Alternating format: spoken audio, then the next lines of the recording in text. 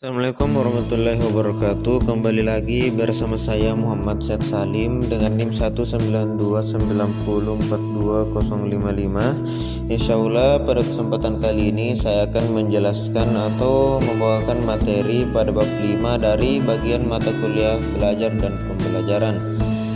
Adapun bab 5 ini berjudul mengenai pengembangan media dan sumber belajar. Langsung saja kita masuk pada materi bagian pertama, yaitu pengertian dan manfaat media pembelajaran. Media berasal dari bahasa Latin yaitu medius, yang secara harfiah berarti tengah atau perantara, dapat juga diartikan sebagai pengantar. Pada tahun 90-an, Gerlach dan Eli tepatnya yaitu 1971 mengatakan bahwa media apabila dipahami secara garis besar adalah manusia, materi atau kejadian yang membangun kondisi yang membuat siswa mampu memperoleh pengetahuan, keterampilan ataupun sikap. Dalam pengertian ini, guru, buku teks, dan lingkungan sekolah merupakan media.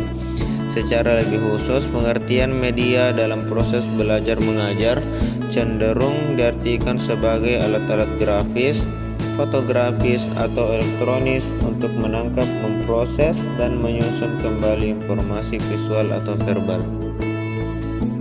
Selanjutnya, media pembelajaran terdiri dari TV, radio, komputer, manusia, diskusi, dan seminar simulasi. Fungsi media pembelajaran terdapat dua bagian. Yang pertama yaitu dapat mengatasi keterbatasan pengalaman yang dimiliki oleh para siswa. Hal tersebut bisa diatasi dengan media pembelajaran. Jika siswa tidak mungkin dibawa ke objek langsung yang dipelajari, maka objeknya lah yang dibawa kepada siswa.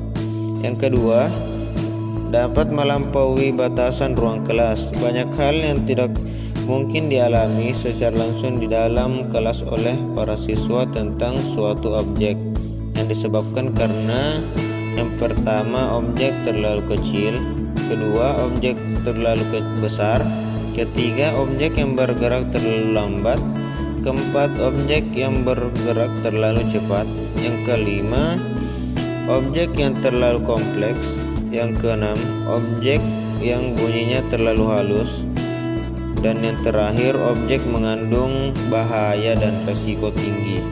Selanjutnya kita berada pada bagian secara garis besar media pembelajaran terbagi atas, atau kita berada pada bagian pembagian media pembelajaran. Yang pertama yaitu media audio, yakni media yang hanya dapat didengar saja atau yang memiliki unsur suara seperti radio dan rekaman suara. Yang kedua, media visual, yakni media yang hanya dapat dilihat saja dan tak mengandung unsur suara seperti gambar, lukisan, foto, dan sebagainya. Dan yang ketiga yaitu media audio visual, yakni media yang mengandung unsur suara dan juga memiliki unsur gambar yang dapat dilihat seperti rekaman video, film, dan sebagainya. Oke, sekarang kita berada pada bagian karakteristik komponen media pembelajaran, terbagi menjadi dua bagian. Yang pertama yaitu media pembelajaran sebagai alat bantu dalam pembelajaran. Penjelasannya itu ialah media pembelajaran yang dimaksud antara lain berupa globe, grafik, gambar, dan sebagainya.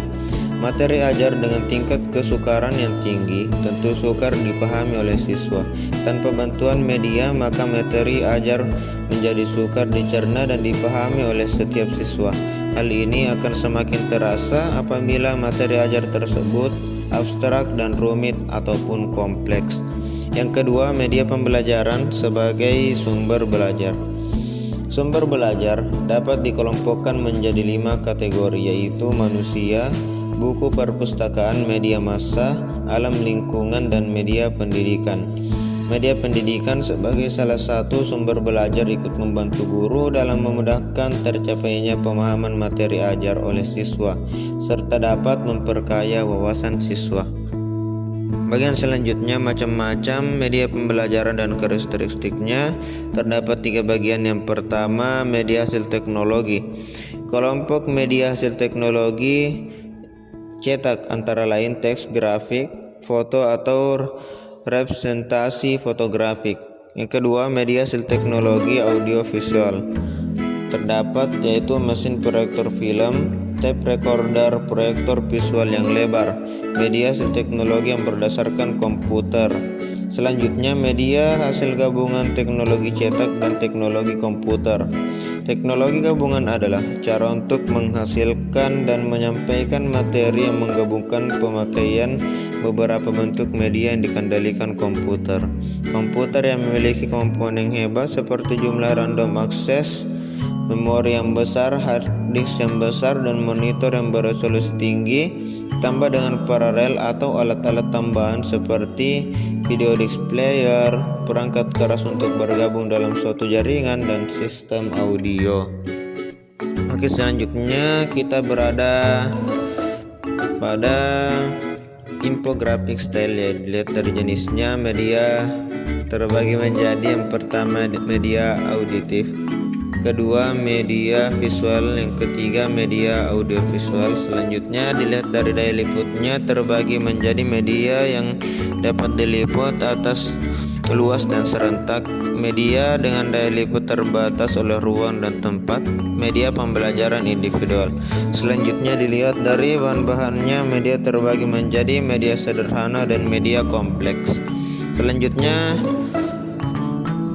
kita akhirnya berada pada bagian terakhir, yaitu rangkuman pada materi kita kesempatan pada kali ini. Kriteria yang paling utama dalam pemilihan media, bahwa media harus disesuaikan dengan tujuan pembelajaran atau kompetensi yang ingin dicapai.